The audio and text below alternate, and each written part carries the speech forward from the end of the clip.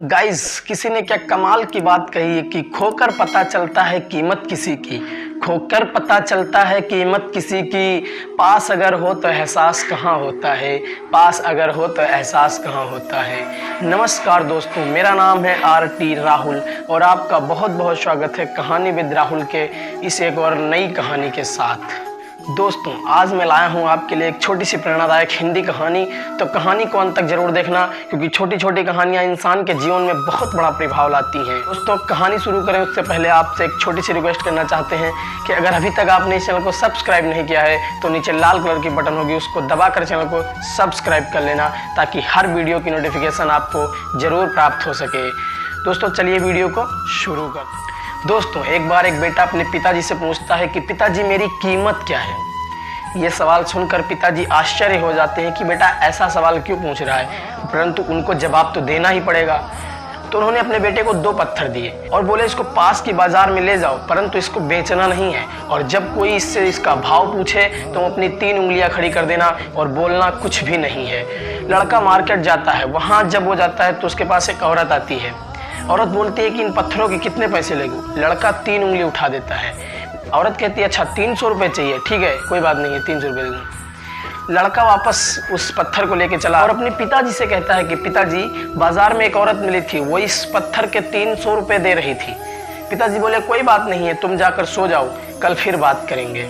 दूसरे दिन पिताजी उसको वही दोनों पत्थर लेकर दूसरे मार्केट में भेजते हैं, जो थोड़ा बड़ी मार्केट होती है, लेकिन उससे एक ही बात बोलते हैं कि तुम अपने मुंह से कुछ मत बोलना, जब भी कोई इसका दाम पूछे तुम अपनी 3 उंगली खड़ी कर देना। वहां गया एक व्यक्ति, उसके पास आया, बोला बेटा इन पत्थरों के तुम कितने पैसे लोगे।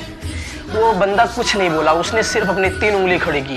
उस व्यक्ति ने कहा अच्छा 3000 रुपये चाहिए, ठीक है मैं तुम्हें देता हूँ, कोई बात नहीं है। लेकिन उसके पिताजी ने कहा था कि इसको बेचना नहीं है। वो उन दोनों पत्थर को लेकर फिर घर वापस आ जाता है और पिताजी से अपने कहता है कि पिताजी, उस मार्केट में एक व्यक्ति मिला था जिसने मुझे इन पत्थरों के 3000 रुपये देने के बोल रहा था।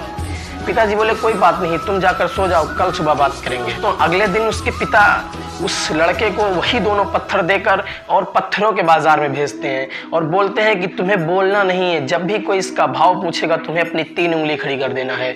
वहां जब वो बाजार में उस पत्थर को रख के बैठा, तभी एक पत्थर का जानकार व्यक्ति उसके पास आया और बोला तुम इस पत्थर के कितने पैसे लोगे।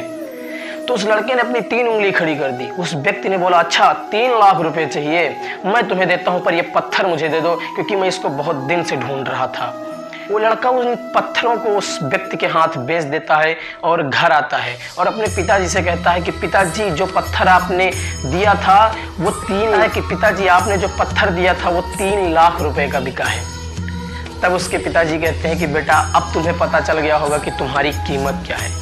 दोस्तों, कहानी बहुत छोटी सी है, पर एक बात सिखाती है कि हमारी कीमत क्या है। ये अंदाज़ा लगाने से पहले हमको ये देखना चाहिए कि हम कैसी मार्केट में अपने आप को पेश कर रहे हैं। अगर आप अपने आप को बेटर तरीके से और बेटर मार्केट में आप अपने को पेश करेंगे तो आपकी कीमत बढ़ जाएगी। अब देखना आपको है कि आप अपनी कीमत कितना बढ़ा सकते हैं। कहानी पसंद आई तो बहुत बहुत धन्यवाद।